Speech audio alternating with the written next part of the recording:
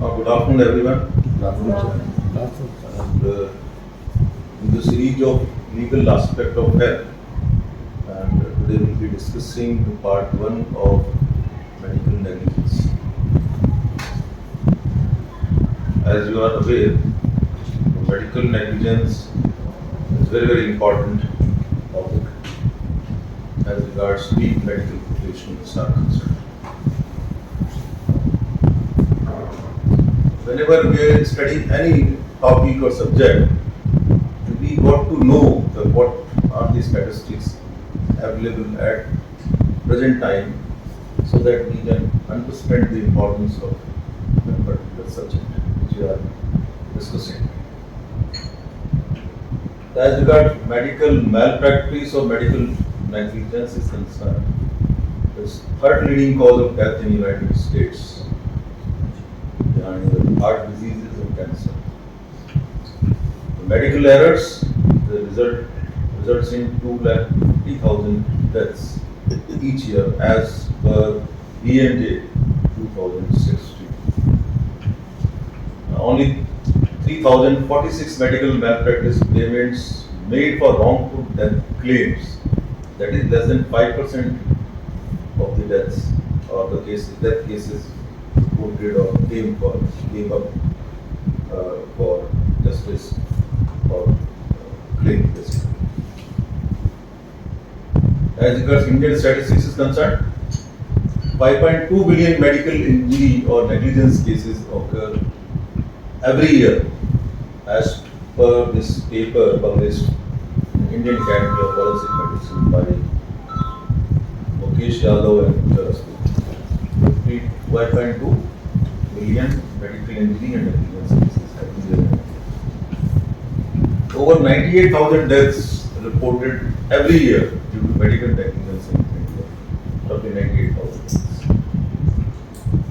Medical legal cases have gone roughly 400% up in last 10-15 years, and according to legal resources, Manupatra Dr. Hitesh Bhatt in one of the papers. We can very well assess that even in India, a lot of medical legal cases are happening or being reported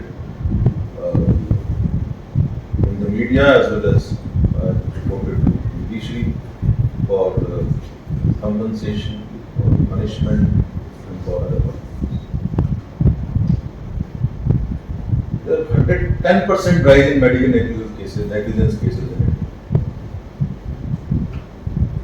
90% of all medical negligence cases reported in hospitals. We should be very careful.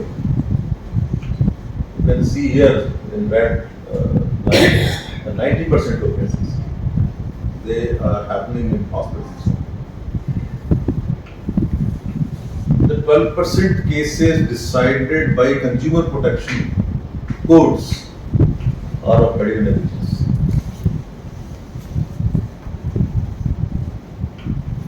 60 to 66% of all cases are of improper consent or improper documentation. Why? Because of improper consent and documentation, because due to the lack of awareness among doctors. Firstly, it is because of lack of awareness, and second is because of lack of interest. In fact, last 3.5 years, I am trying to teach my own doctors and people. They are not able to understand what is consent. Who is supposed to be taking the consent? Who is supposed to be taking consent? Or who is supposed to be giving the consent? Even today, the doctors in our hospital, like in fact, I have taken I have taught more than 100 times. The individual himself or herself is supposed to be giving the consent. But even today, our doctors, nurses, and other operation people, they look towards attendance. Any consent given by attendant is illegal. It has no importance in court of law. Please remember this.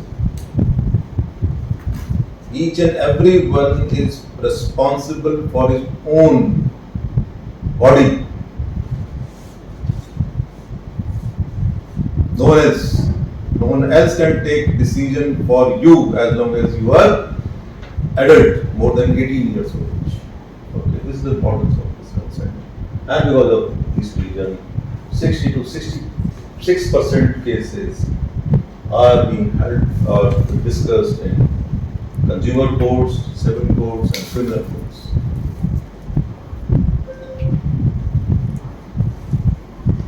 Like 6-member government medical negligence board was constituted in 2017, and they had seen 112 cases.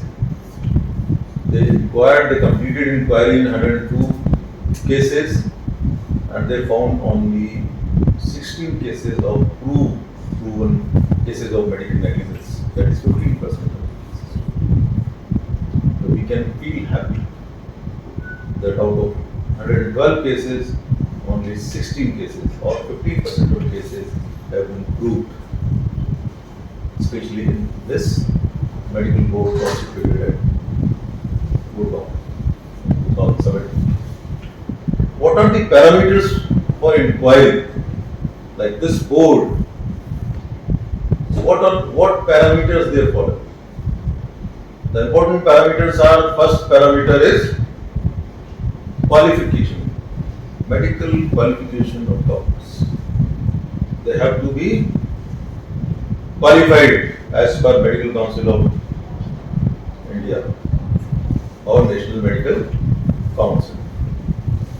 The second thing is whether treatment done in medically accepted norms. Whatever treatment we are giving as a doctors, whether those treatments are as per prescribed norms or as per prescribed protocols. The third part is if measures to reverse or curb complications were taken.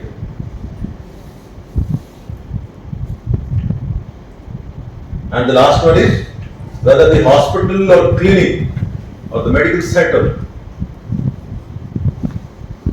had the equipment to perform a treatment or procedure. So firstly, out of 4 parameters, first thing is qualification, second thing is treatment as per accepted norms or protocols, third one is hospital and clinic had the equipments to perform that type of treatment, whether the hospital is equipped or not, and the fourth one is whether any complications occurring during the treatment, whether the hospital is able to tackle those or they are equipped to tackle the complications of the treatment. These are the 4 parameters for inquiry as regards this board is concerned. And nowadays all district medical boards, they follow the same thing as a protocol of inquiry. What are the preventable medical errors? The important medical errors are the poor doctor-patient communication or poor doctor-patient relations. Why the poor relations? Because of the poor communication. The second thing is medication errors, hospital-acquired infections, laboratory errors, wrong diagnosis or misdiagnosis, delay in diagnosis, bad medical devices or equipments, pharmacy errors. The important preventable medical errors are the poor doctor-patient communication, illegible prescriptions or treatment notes. You are not able to decipher whether what has been written, what investigation or what treatment has been written. And last are look-alike or sound-alike type of drugs. As regards surgical errors are concerned, the wrong side surgery, unintentional laceration or perforation. Very important. So, unnecessary surgery, like in case of cesarean section. Whether the cesarean section is required or not, people are the gynecologists, the obstetricians, they are doing the cesarean section. Whether they are indicated or not.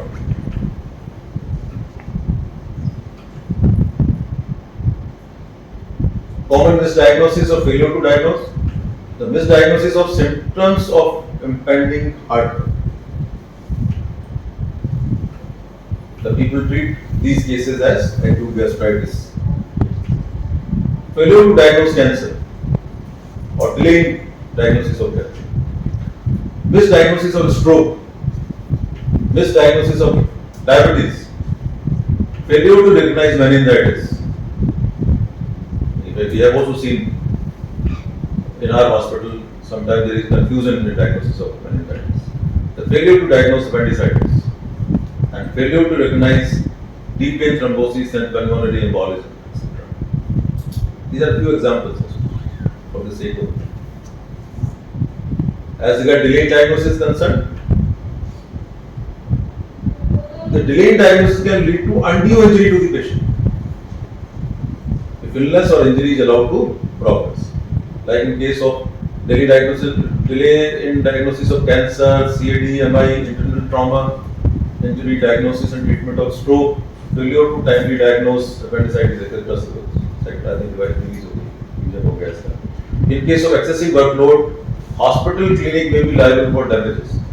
The hospital or the clinics or the healthcare setup, they cannot get away with saying that there was a lot of rush on that particular day. Cannot be used in defense. Their defense की बहुत rush करेगी, क्या करें? 2-4 बार के वो acceptable है.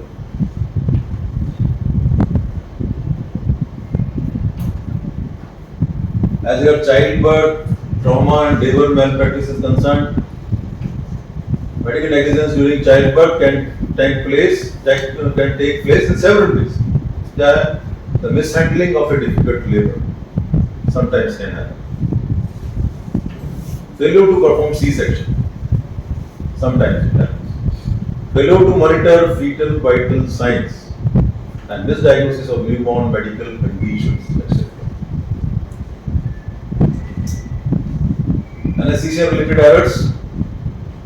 These errors or this negligence can happen pre-operative anesthesia checkup के time पे, during operation or even after post-operative. Error in patient follow-up. The regular follow-up of the patient by treating consultant is very, very important. Like you cannot run away by saying that this mistake has been done by my subordinate or my junior or intern. Not acceptable in court of law.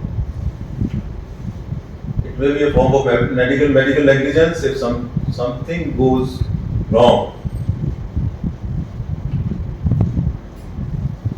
As regards today's medical scenario is concerned, because of all these factors or because it is quite apparent to all of us that medical practice today has undergone a dramatic change. Why? Because there is the mutual faith between doctors and patient has gone considerably eroded. There is lack of mutual faith among doctors and the patient and attendants. Court cases are being increasing against the doctors and the hospitals nowadays. What are the laws applicable in case of medical negligence and malpractice? As regard international laws are concerned, the UDHR 1948, as per UDHR, Universal Declaration of Human Rights 1948, Article 25 talks of right to life.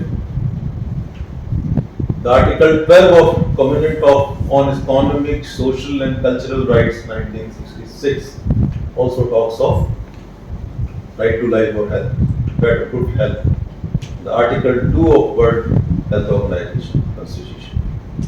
Every Article 2 of UDHR, 12 of Covenant of Economic, Social and Cultural Rights, and the World Health Organization Constitution, they talk of basically right to life or better human life.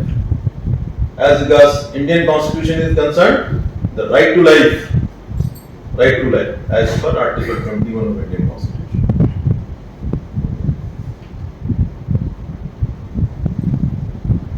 What are laws? Article 21 of Indian Constitution gives right to life and personal liberty. Other laws are tort law, basically for civil negligence. Criminal laws also, criminal negligence. Medical Council of India Act or National Medical Council Bill, which was passed in August 2019. Okay, this is basically for professionals. Whether registration, the persons or the doctor's registration, whether it should continue or suspended or terminated. Okay, so basically under this law, the patient or the attendant does not get anything. Only the doctor is punished with this law. With this tort law, the civil one can claim basically compensation. Here in Consumer Protection Act, one can claim compensation. Okay, and Fatal Accident Act. So these are the few important laws which are applicable in a medical negligence case. But as regard Consumer Protection Act is concerned, which was implemented in 1986, especially for the goods, and after that the services were included. And in 1996, the Honorable Supreme Court of India included medical services or health services under the purview of Consumer Protection Act. From 1996 onward, the medical health care is also considered as one of the services. Though this Consumer Protection Act 2019,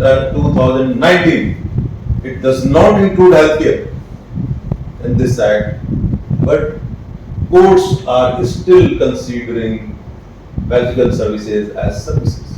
So as long as these are considered as services, this act, the new act, though there is no healthcare services written in this, but we are still under the Consumer Protection Act, and the courts are still, including the Consumer Protection courts, they are still accepting the medical negligence cases for decision.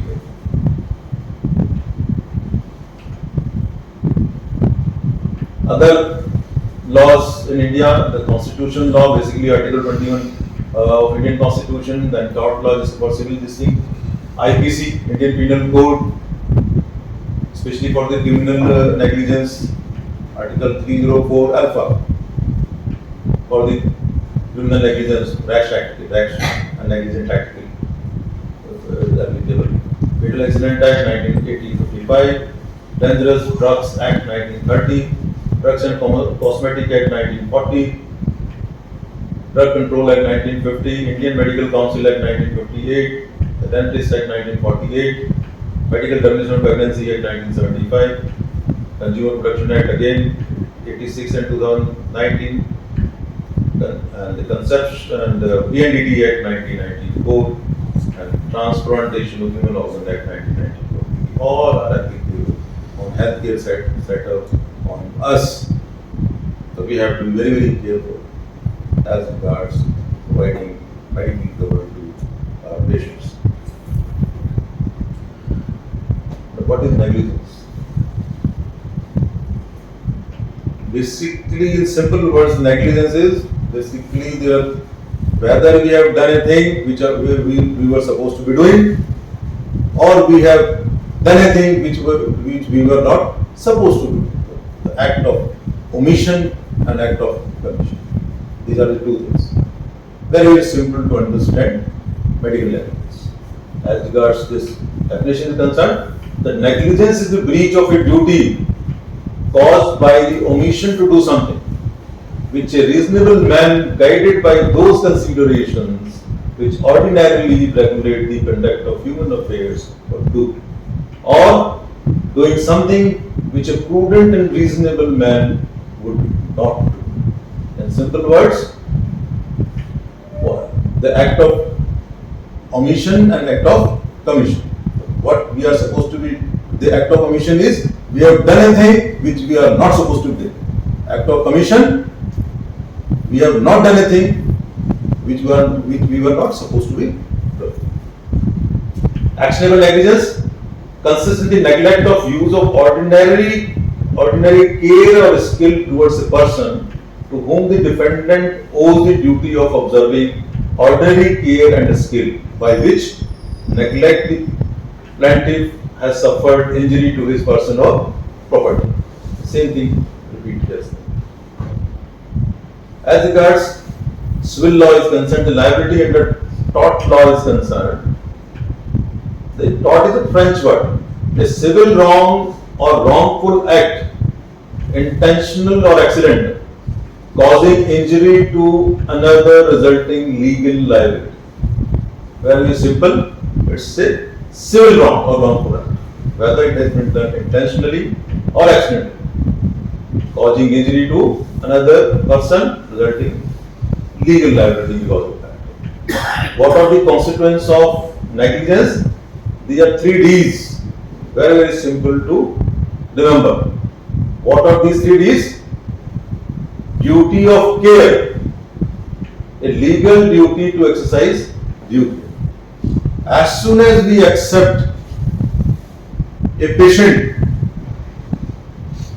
like we make his prescription, or we see the patient and make a prescription, as soon as we accept the patient, the legal duty starts, except in case of emergency.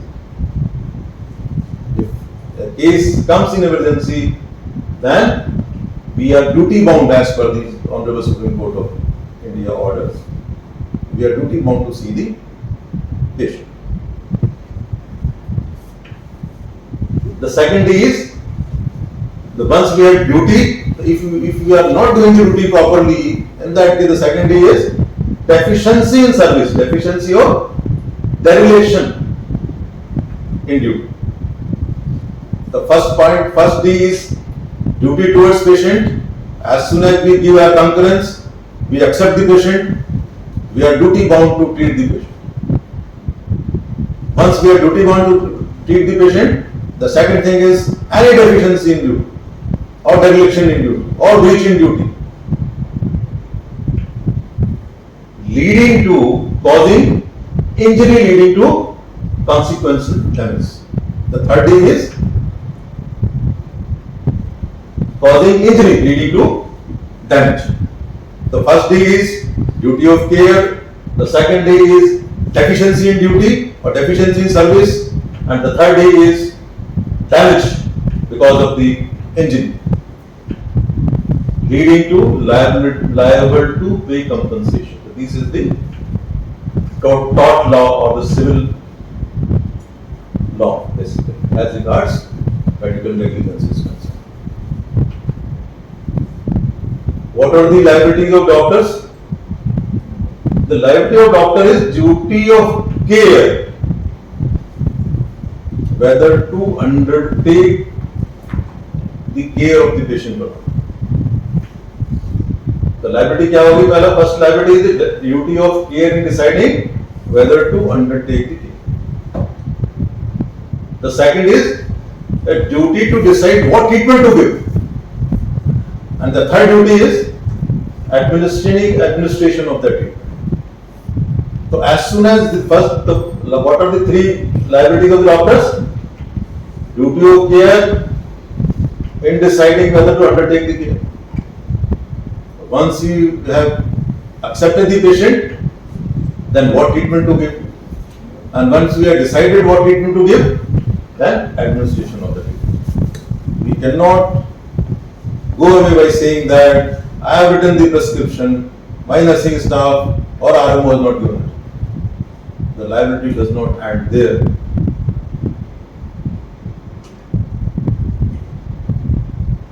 Other way of telling this same scenario.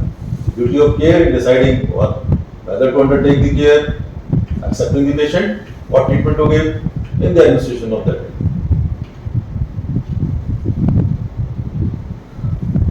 Now, there are few tests as regards negligence is concerned, and there are 2 landmark judgments by English court, one in 1957, and that case is Bolam test. In fact, Bolam versus Stern Hospital Management Committee. What was this case? This case was the Mr. Bolam. He was a case of recurrent depression, and he used to go to the psychiatric hospital. And once he undergone in 1954-5 years past, and he was under severe depression. He went to this hospital, current hospital. The psychiatrist had decided to give him ECT, and as you are aware, that there is a course of 7 to 10 ECT given basically on alternate days. And at that point of time, 1955-56, in fact, there was revolution is coming in this psychiatry ECT thing. So they were practicing the unmodified ECT. This hospital was not giving any anesthesia while giving ECT, nor they are giving any muscle relaxant, and during that point of time, there was no concept of written consent or the informed consent at that point. All three things was that the person was not informed what will happen, what wrong can happen, or what complication can happen when you give the ECT. So what had happened? That during third ECT, this person, the Mr. Bolam, had fractured bones, especially the acetabulum. And though he was completely treated for that episode of recurrent depression, but he had fractured his pelvic bone and acetabulum. He was very, very unhappy with that, and he went to the court. Judge McNair, in McNair's court in 1957, and the decision was given. So what did that judge do?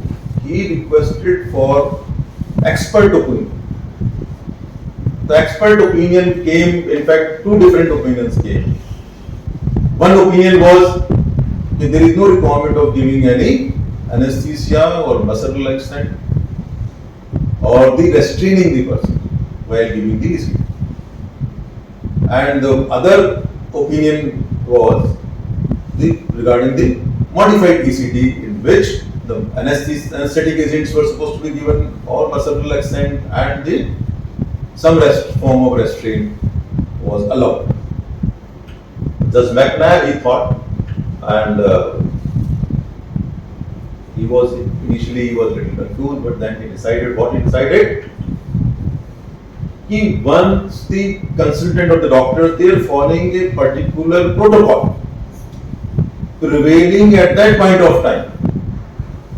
Then there is no negligence.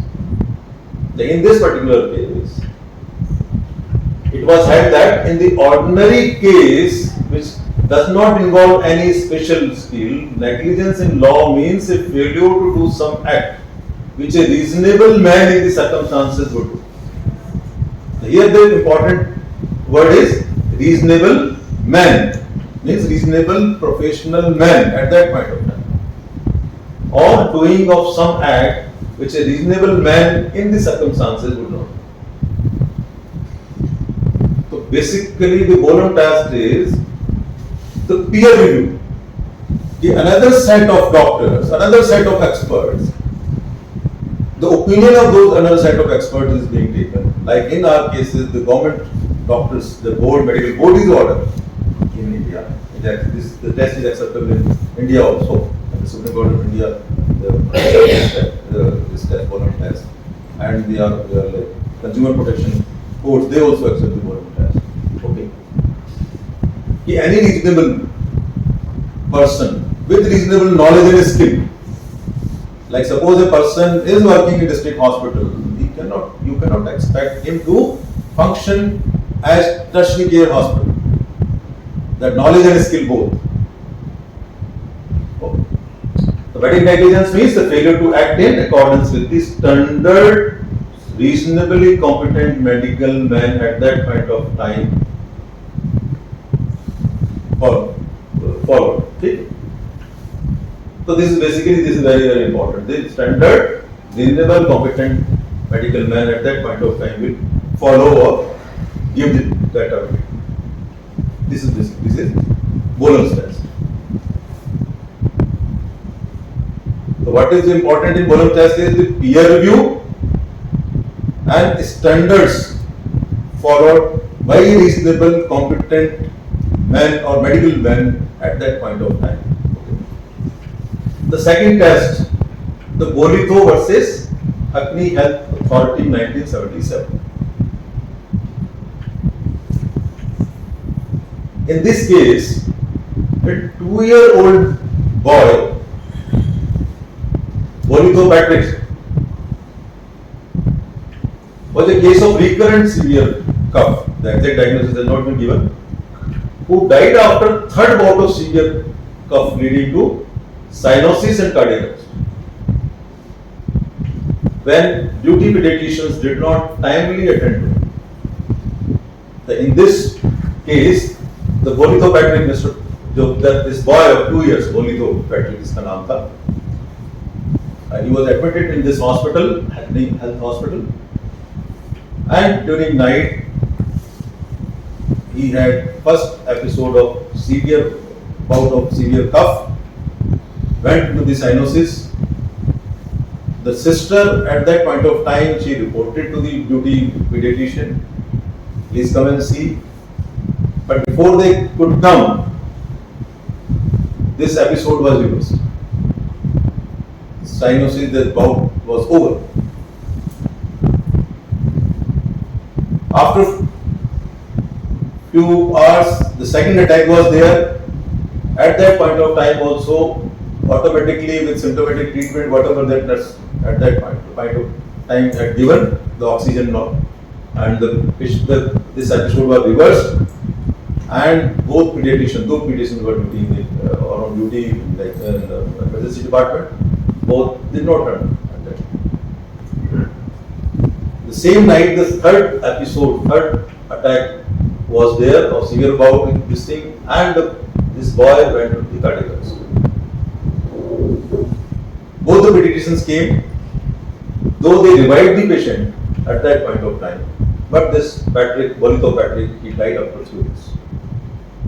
Now the parents of BOLITHO Patrick, they went to the court telling this thing, both the pediatricians, though they were on duty, they were negligent. They never came and attended the patient.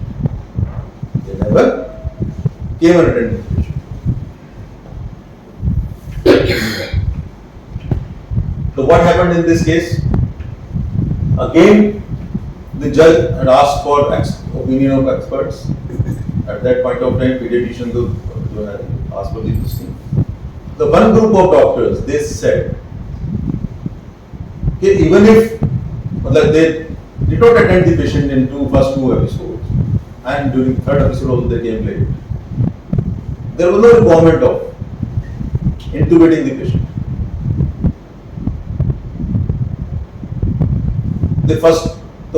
This was the opinion of these two pediatricians, those who were attending to this patient. The another group of pediatricians, the consultants, the pediatricians, they told me whatever is the condition, we would have intubated the patient and given the supportive treatment. So these are the two different groups. तो क्या कहता है, two different expert opinions received by the court regarding intubation of the patient or symptomatic treatment, do nothing. ठीक, मतलब oxygen दिया, do nothing, or the intubation of the patient or the other treatment. In case of two different expert opinions, it can be demonstrated that the professional opinion is not capable of withstanding the logical analysis. So what did judge at that point of time decided? Even if there are two different opinions, they have to withstand the logical analysis. उस दिन जो आप बोल रहे थे, तो basically you may differ in the opinion, but your opinion should have logical. They should be proved logical. Whatever you are telling, it should stand the logical analysis. तो क्या कहता है? It can be demonstrated that the professional opinion is not capable of withstanding logical analysis. The judge is entitled to hold that that the body of opinion is not reasonable or responsible. Lord Brown will be. तो कहने का मतलब ये है कि in this case, this judge he told that I will not accept Bolam's. Whatever expert opinion has come, it has to withstand the logical analysis at that point. Logically, it should be correct. That this test is one step ahead of Bolam's. Thank you. Thank you, sir.